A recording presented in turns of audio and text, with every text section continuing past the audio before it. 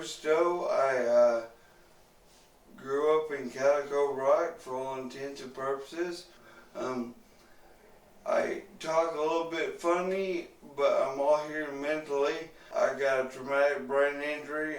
So the night of the accident, I got a call about 11:45, 11:50 from a friend of ours. Chris was in an accident. It's bad and you need to get to the hospital.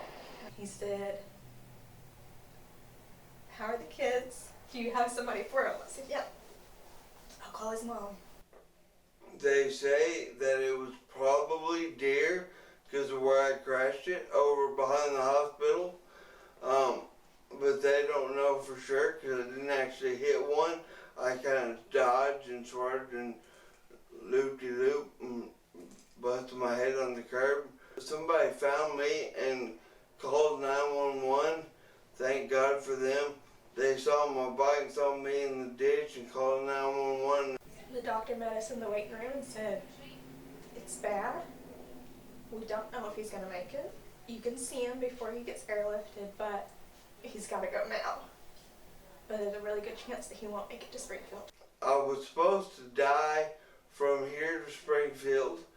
I was going to die. I walked in and I saw Bruce and I held his hand and I kissed him and stuff. And I told him to keep fighting and hold on. Then find out later on that they had lost him for a minute. And up there, whenever he got there, he had to be taken straight into the OR because they needed to clean him up and they needed to see how bad everything was.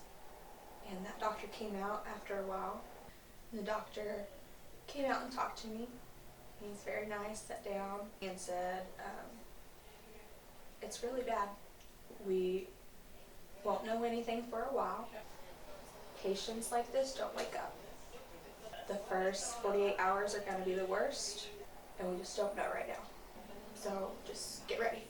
Then the next day, a different doctor would come in and say, "Well, if he wakes up, you might as well be prepared because he's going to be a vegetable." A different day, "Okay, well, if he's not a vegetable and he wakes up, then he's going to be paralyzed from the neck down." And that turned into from the waist down because he started moving. He started responding. He would give a thumbs up. He would wave. He would grab your hand and squeeze. He would show facial expressions. He would wiggle his toes, lift his legs.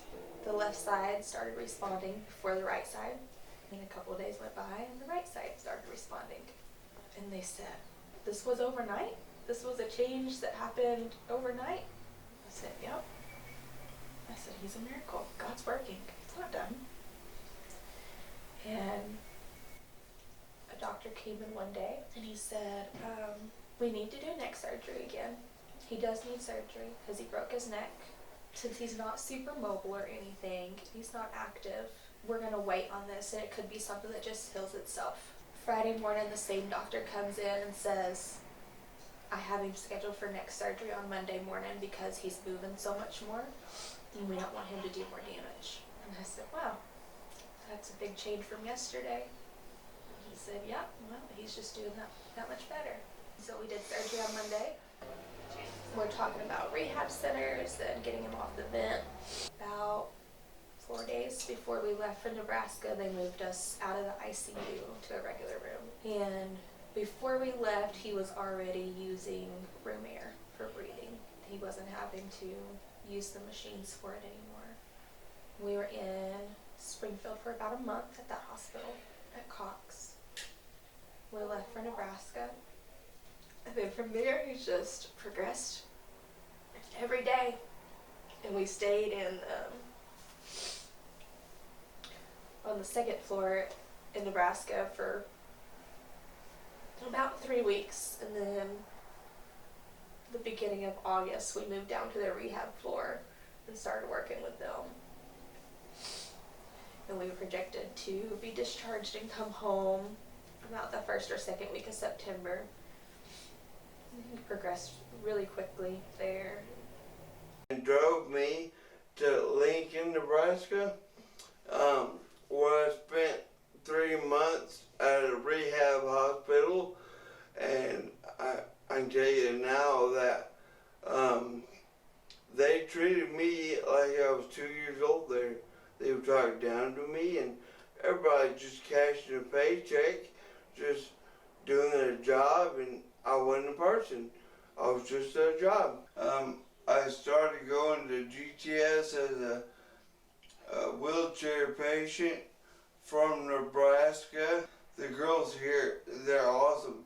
They know their stuff. They know how to drive me without talking down to me. Here, they treat you like people. That's driving and talking are my last big steps to normal, what everybody else